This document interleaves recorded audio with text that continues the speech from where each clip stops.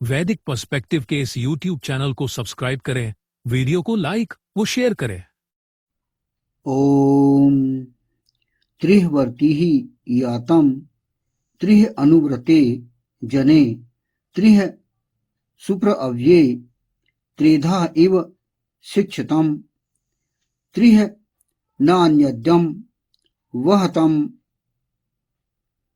अश्विना युवं त्रिः प्रक्षः अस्मै अक्षरा इव पिन्वतम्।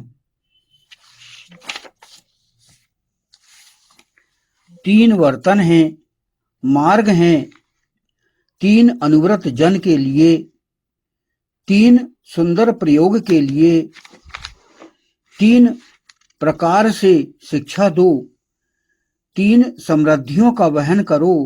हे अश्विना पुरुष और रतयुगल, तुम दोनों तीन संपर्क हैं हमारे, कभी नष्ट न होने वाले के समान परितृप्त हो या प्रेम पूर्वक सेवन करो।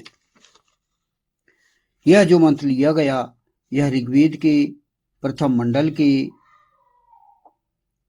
34वें सूक्त का यह चतुर्थ मंत्र है, जो कि बाहरी परिस्थितियों से प्रभावित नहीं होती, जो आंतरिक सफलता जो है वो बाहरी जो अड़चने आती हैं उनसे हम अप्रभावित रहते हैं।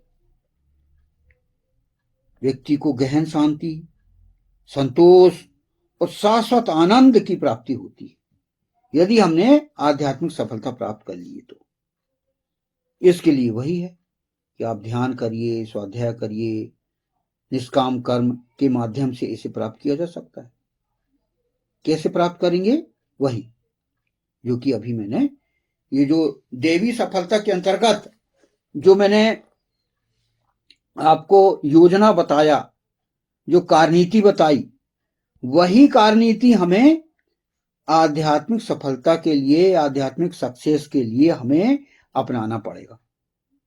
उस ईश्वर के निकट बैठना पड़ेगा प्रातः काल और शाम को, प्रातः काल और सायं उस ईश्वर के निकट बैठना पड़ेगा। हमारी आय होने पर हमें उचित दान देना पड़ेगा और अधिक से अधिक स्वाध्याय करना होगा। ये त्रिसप्त की महत्ता के अंतर्गत हम चल रहे हैं। जो है हमारे, जब तक हम ये कार्यनीति नहीं अपनाएंगे तब तक हम ये नहीं करेंगे। तभी हम जो देवी संपत्ति है, देवी संपदा है, तभी हमें प्राप्त होगी। देवी संपदा में हम क्या गिनाएंगे? जैसे कि भगवान श्री कृष्ण ने श्रीमद् भगवद गीता में अर्जुन को बताया था। श्रीमद् भगवद गीता के 16वें अध्याय में आपको यह नॉलेज मिलेगा, जिसमें हम देवी संपदा के बारे में हम ज्ञात कर सकते हैं। यानी हमारे जीवन में यदि देवी भाव हैं तो हम अच्छे से हमारा जीवन बीतेगा, और यदि हमारे मन में राक्षसी स्वभाव है, आसुरी स्वभाव है, रजोगुण तमोगुण की अधिकता होगी तो हम उतने जल्दी हम आध्यात्मिक सफलता प्राप्त नहीं कर पाएंगे। यानी स्वभाव की बात यहां पर की गई है। व्यक्तियों के स्वभाव गिनाए गए हैं, पहला संत स्वभाव और दूसरा राक्षसी स्वभाव। भगवान श्री कृष्ण समझाते हैं कि सत्व गुणों का पालन करने, शास्त्रों में दिए गए निर्देशों का अनुसरण करने और आध्यात्मिक साधनाओं द्वारा मन को शुद्ध करने से मनुष्य में संत स्वभाव विकसित होता है। आध्यात्मिक सफलता के लिए बहुत जरूरी है ना, कि आप अपने मन को शुद्ध करिए। आपके अंदर संत स्वभाव आना चाहिए। संत स्वभाव ऐसा नहीं कि आप बिल्कुल सन्यासी लेकर निकल जाओ, वो नहीं। आपको गृहस्थ में रहते हुए ही आपको संत स्वभाव का जागृत करना, जिसको सतोगुण कहते हैं। सतोगुण जिसमें अधिक से अधिक हो, सत्य वाले गुण, जिसे देवी संपदा कहा जाता है, जो कि ईश्वरीय गुणों को आकर्षित करता है, जिसे अंततः ईश्वर की प्राप्ति होती है। तो देवी सफलता, आध्यात्मिक सफलता के लिए यह बहुत जरूरी है। इसके विपरीत राक्षसी स्वभाव रजोगुण और तमोगुण की संगति करने और भौतिकवादी जीवन शैली अपनाने से विकसित होता है, जो मनुष्य के व्यक्तित्व में अस्वास्थ्यकर लक्षण उत्पन्न करते हैं। अंततः यह आत्मा को नरक जैसी स्थिति की ओर ले जाता है। यानी व्यक्ति राक्षसी स्वभाव यदि जिसका है, तो आप देख लीजिए कि जो गुण हैं रजोगुण और तमोगुण, जो कि क्रोध, लड़ाई झगड़े, भ्रष्टाचार, झूठ बोलना, पाप करना, ये इसमें पाए जाते हैं। तो ऐसे घरों की स्थिति आप देखिए, उनमें रात दिन से लड़ाई झगड़े, कोर्ट कचहरी, ये सब आपको मिलेंगे। तो ये राक्षसी स्वभाव होगा। ये इनसे हमें बचना है, इसी से ही तो दूर होना है हमें, क्योंकि इसके परिणाम बहुत ही बुरे निकलते हैं राक्षसी स्वभाव वालों के। इसीलिए इनसे बचना है।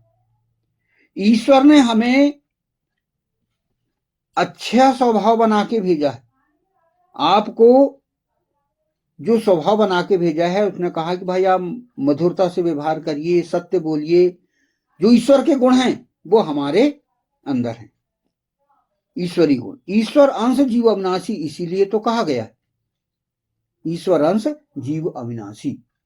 और उसी का ही जो आपको 11 विशेषताएं जो पिछले मंत्रों में समझाए गए थे, वही विशेषताएं आपके आत्मा में, मन में होना चाहिए कि आप क्योंकि आप उसका अंश हो। तो ये हमारे अंदर जागृत करना है।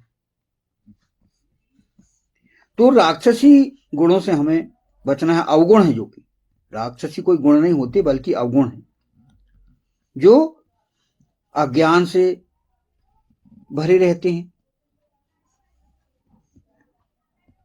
अज्ञान, वासना पर जो है व्यक्ति लिप्त रहता है। तो ये बचना है इनसे।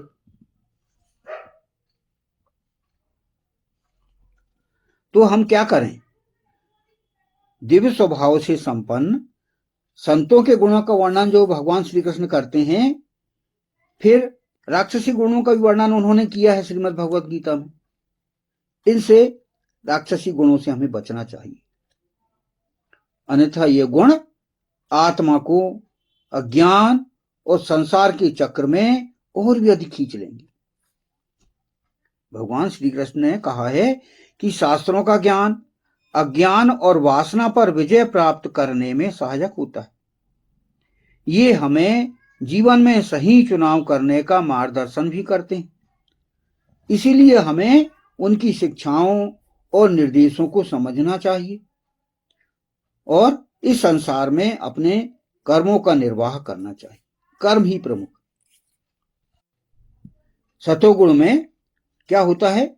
मन की पवित्रता, निर्भयता, आध्यात्मिक ज्ञान में दृढ़ता, फिर दान, इंद्रियों पर नियंत्रण, त्याग, पवित्र ग्रंथों का अध्ययन, तपस्या और सरलता, फिर अहिंसा, सत्यवादिता, क्रोध का अभाव, त्याग, शांति, दोषारोपण से परहेज, सभी प्राणियों के प्रति करुणा, लोभ का अभाव, सौम्यता, विनम्रता और चंचलता का अभाव, सामर्थ्य, क्षमा, धैर्य, स्वच्छता, किसी के प्रति शत्रुता न रखना और अभिमान का अभाव। हमें यह संत गुण के अंतर्गत गिनाए गए हैं। और जब तक हम इन्हें नहीं अपनाएंगे तब तक हम देवीय शक्तियों से संपन्न नहीं होंगे, जो देवी संपदा हमारे अंदर नहीं आएगी।